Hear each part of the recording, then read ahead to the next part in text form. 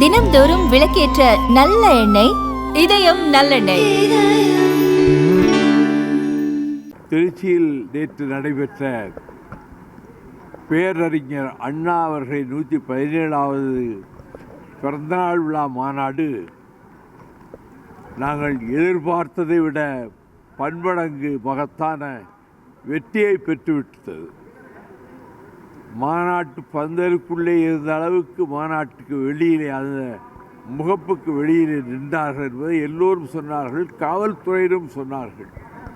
இன்னும் பல வாகனங்கள் வந்து சேர முடியாமல் அவர்கள் போக்குவரத்திலே அவர்கள் சிக்கிக்கொண்ட காரணத்தினாலே அவர்கள் வந்து சேர முடியவில்லை என்ற தகவலும் சொல்லப்பட்டது. ஒரு சிறு அசம்பாவிதமும் இல்லை என்பதைத்தான் காவல்துறையினர் பெருமையாக சொன்னார்கள்.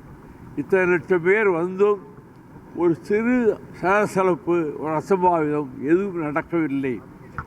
அத்தகைய கட்டுப்பாட்டோடு, கடமை உணர்வோடு கழக கண்மணிகள் செயல்பட்டு ஒரு மாத காலமாக இந்த 3 மாவட்ட செயலாளர்களும், நம்முடைய துணை பொதுச் செயலாளரும், முதன்மை செயலாளரும் ஒரு மாத காலமாக தங்கியிருந்து இந்த மாநாட்டை வெற்றி மாநாடாக ஆக்கிவிட்டார்கள். இதுவரை நடைபெற்ற மாநாடுகளிலேயே இவ்வளவு கழக கொடிகள் கட்டப்பட்டதில்லை. 10 கிலோமீட்டர் தொலைவுக்கு கழக கொடிகள் கட்டப்பட்டன. உரையாற்றியவர்கள் யாரும் எவரையும் தாக்காமல், எவரையும் புண்படுத்தாமல் ஆக்கப்பூர்வமான அணுகுமுறையிலே பேசியது மாநாட்டு தலைவர் டாக்டர் கிருஷ்ணன் உட்பட, முதன்மை செயலாளர் உட்பட அனைவருமே இந்த மாநாட்டினுடைய நோக்கத்தை குறித்தும் குறிக்கோளை குறித்தும் மீண்டும் திராவிட முன்னேற்ற கழகத்தின் தலைமையிலான மதச்சார்பற்ற முற்போக்கு கூட்டணி மகத்தான வெற்றி பெறுவதற்கு பாடுபட வேண்டும் என்பதையும், அதற்கு ஆக்கப்பூர்வமான வேலைகளை செய்ய வேண்டும் என்பதையும், மத்திய அரசு எப்படியெல்லாம் வஞ்சிக்கிறது தமிழ்நாட்டை, ஒவ்வொரு துறையிலும் புள்ளிவிவரத்தோடு முதன்மை செயலாளர் பல்வேறு செய்திகளை சொன்னார்.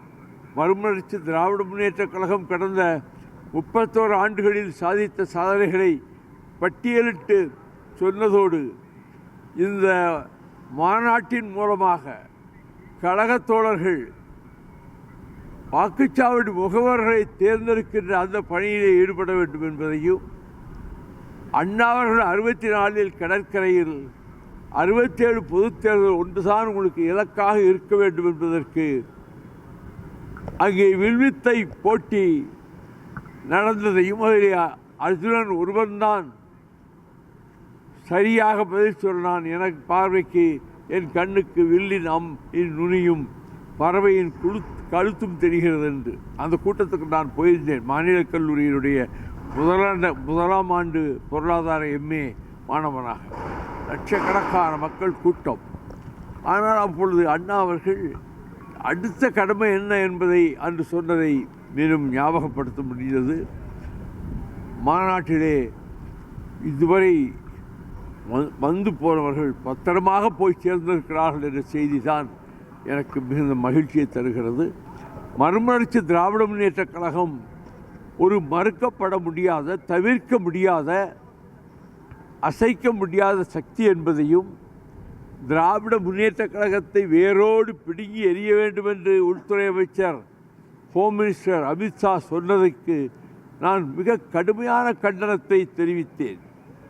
மொத்த ஆகாயத்தை ஒரு உள்ளங்கையிலே சுருட்டு விடுவேன் ஒருவன் சொன்னால் எவ்வளவு பேதமையோ, எவ்வளவு அறிவீனமோ, அதை போலத்தான் அட்லாண்டிக் சமுத்திரத்தையும் பசிபிக் சமுத்திரத்தையும் உள்ளங்கையிலே அள்ளி குடித்து விடுவேன் என்று ஒருவன் சொன்னால் அது அறியாமையினுடைய வெளிப்பாடு என்பதை போலத்தான் 100 ஆண்டு கால தியாக வரலாறு கொண்ட திராவிட முன்னேற்ற கழகத்தை, திராவிட இயக்கத்தை, எத்தனையோ பேர் உயிர்களை கொடுத்தும் தங்கள் சொத்துக்களை விற்றும் பாதுகாத்து வந்த இந்த இயக்கத்தை அவ்வளவு எளிதிலே யாராலும் அசைக்க முடியாது.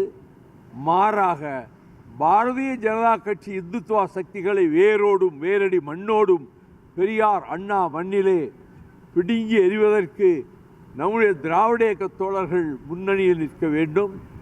திராவிட முன்னேற்றக் கழகம் தனிப்பெரும்பான்மை பெறக்கூடிய வெற்றியைத்தான் 2026 தேர்தல் நிரூபிக்க இருக்கிறது என்பதையும் மிக அழுத்தமாக என்னுடைய நிறை உரையிலே குறிப்பிட்டேன்.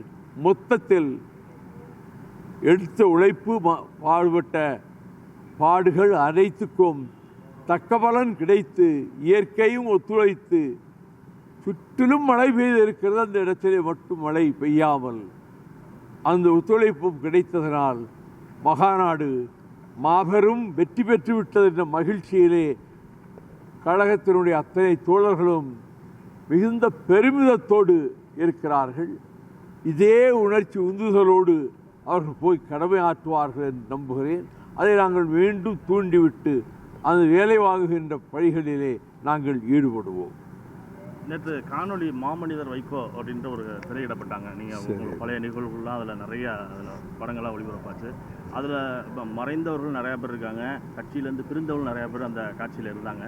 என்ன சொல்ல விரும்புகிறீங்க? அந்த நாங்கள் யாரையும் கட் பண்ண விரும்பலை. நான் கொண்டு சொன்ன விலகி சென்றவர்களை பற்றி நான் ஒன்றும் சொல்ல விரும்பலை. இதுவரைக்கும் பேசுகிறது இல்லை. அவங்க வசைவாடினா வாழ்க்கை வசைவாளர்கள் சொன்னோம். பங்களித்த அந்த நிகழ்ச்சிகளை நான் தவிர்க்க விரும்பவில்லை.